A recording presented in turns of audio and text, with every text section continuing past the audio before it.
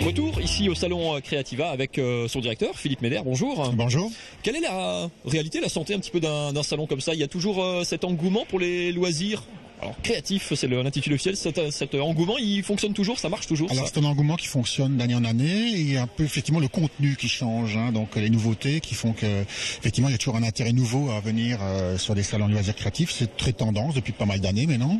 C'est quoi les nouveautés justement? Il y a les classiques, tricot, couture, voilà, patchwork, choses comme ça. Il y a des nouveautés cette année justement? Alors il y a des nouveautés notamment dans tout ce qui est céramique, tout ce qui est pâte Fimo aussi, c'est une nouveauté clairement cette année. La nouveauté vient aussi du fait qu'on a un rajeunissement du public et donc forcément les demandes en matière de loisirs créatifs sont quand même différentes. On est plutôt dans l'événementiel, dans le festif. Donc là on se rend compte aussi qu'il y a des changements progressifs qui se font par petites touches. Ça reste par contre un public, on le voit autour de nous, extrêmement féminin quand même. Très féminin, un peu plus familial je dirais le week-end, mais très féminin en semaine, donc jeudi, vendredi. Est-ce que du coup avec des périodes de crise comme ça c'est des loisirs, c'est toujours un petit budget, mais on va dire que c'est plus accessible que le parapente ou que les voyages. Les gens, vous sentez se reportent aussi sur des choses qu'on peut faire chez soi aussi, puis peut-être pour un budget un petit peu moindre? Alors c'est clair que les femmes se font plaisir.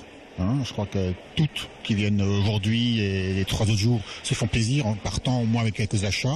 Et effectivement, il y a de quoi s'occuper pour toute l'année, puisqu'on peut acheter des kits, etc. Donc, et ensuite continuer à consommer via Internet, puisque en général chaque exposant a un site Internet.